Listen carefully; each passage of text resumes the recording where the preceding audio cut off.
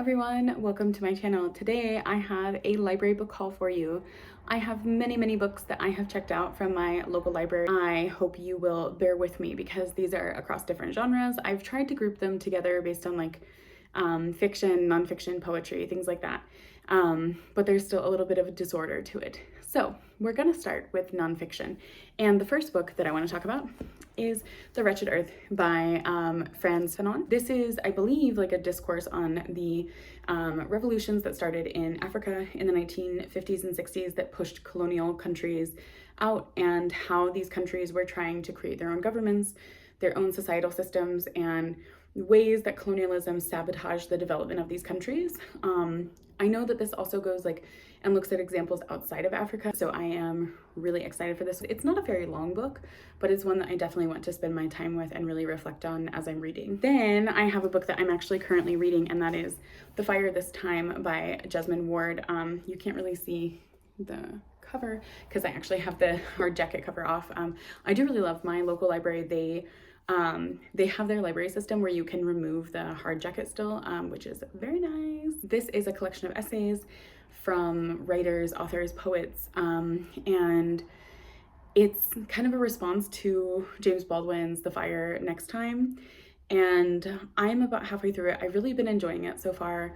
I like the variety of essays and poems in this. I think it's a good mix. It's been an interesting read because there's actually a book that I started reading, and weirdly enough, it was a poetry collection that talks about a poet that is mentioned in here, and it gave like a background of the poet in the essay I read in here, which helped me immensely in reading the poetry collection. So that was a really nice crossover between my reading. But yeah, this one has been really good so far.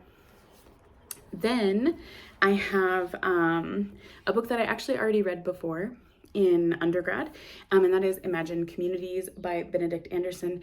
This is about the concept of community and how eventually, as we see in more modern times, leads to identity politics, where you say like, this is my community, this is who I belong to, and anyone outside of this community is an other. I read this many years ago in undergrad, and I have been thinking about it a lot, and so I wanted to kind of reread it because it's one I found myself recommending recently, but I'm like, oh, I should go back to that and see like how I actually feel about it now. Then I have Women, Race, and Class by Angela Davis. I have never read this, but I have read other of Angela Davis's work, and so I think it's time to finally read her most famous one. Then, sorry, I have such a big pile that I have just kind of stacked together, and I realized now that I put a couple of these out of order. Then I have The Overstory by Richard Powers, a mammoth of a book about the natural world and how we need to like protect these places and like how we can continue to help them thrive.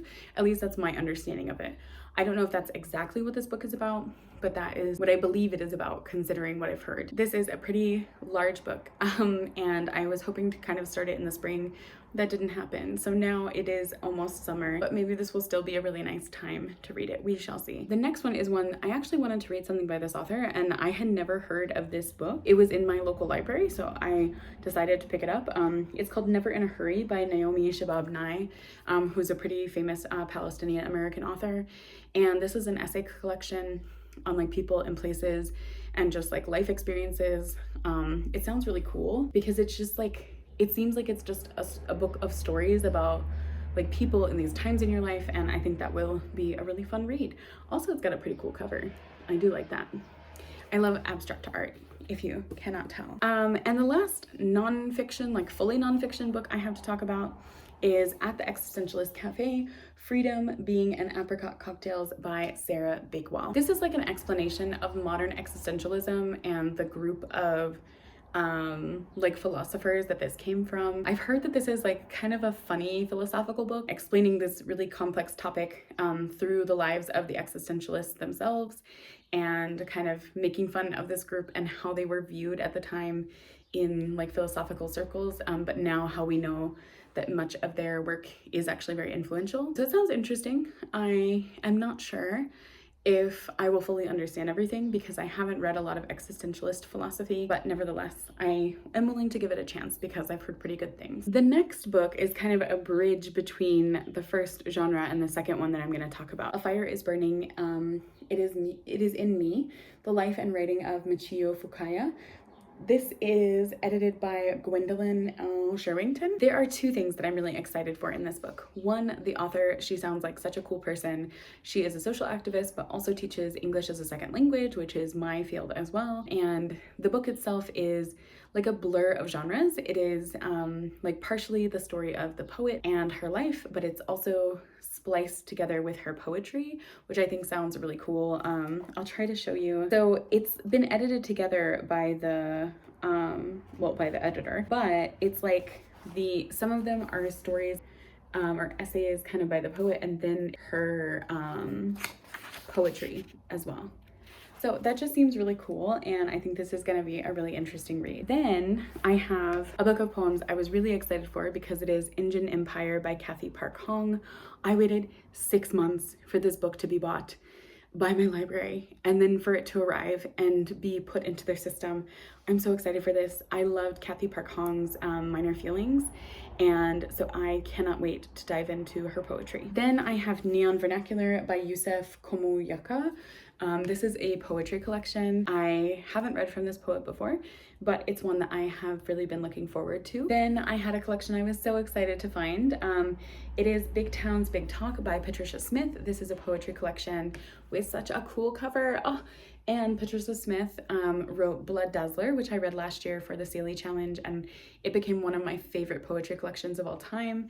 So I'm really excited to read another collection of her work. I really enjoy her poetry style, and this one is, I believe, about like living in cities and like the types of like gossip and communities that form in them. So I'm really excited for this. Next, I have one with a very like almost existentialist cover, and it is Blood, Tin, Straw by Sharon. I think this has such a cool like abstract cover design. This is one where I don't know really anything about the poet or the poems themselves. I just thought the cover looked very cool, and so I decided to pick it up. I'm really lucky that my library system has a very large collection of poetry, so sometimes I truly do just go in, I read through like what they have and pick up random ones, so that is one of these. The last book though that I have to talk about is A Map to the Next World by Joy Harjo. This is the one I'm probably the most excited for from this stack of books. It is from the Indigenous poet Joy Harjo, who used to be the Poet Laureate of the United States, and I am so excited for this. These are longer form poems. So for example, the poems are not in like the usual stanzas, they're like long form. So they kind of look like that. I don't know if you can actually see that. I do have a bookmark in this because I attempted to try to start it a few months ago, and the timing was not right. I was not in the headspace to start such an emotional poetry collection as that, so I have put it off, but it's one I want to read this summer. Again, I'm really excited to read more of Joy Harjo's work. I've read some like here and there, some poems individually. So this would be my first collection of theirs. Those are all the library books I have checked out for right now. There may be more in the future. We shall see. But I hope you enjoyed this video. I hope you go out and support your local library sometime soon. And thank you for watching. Bye.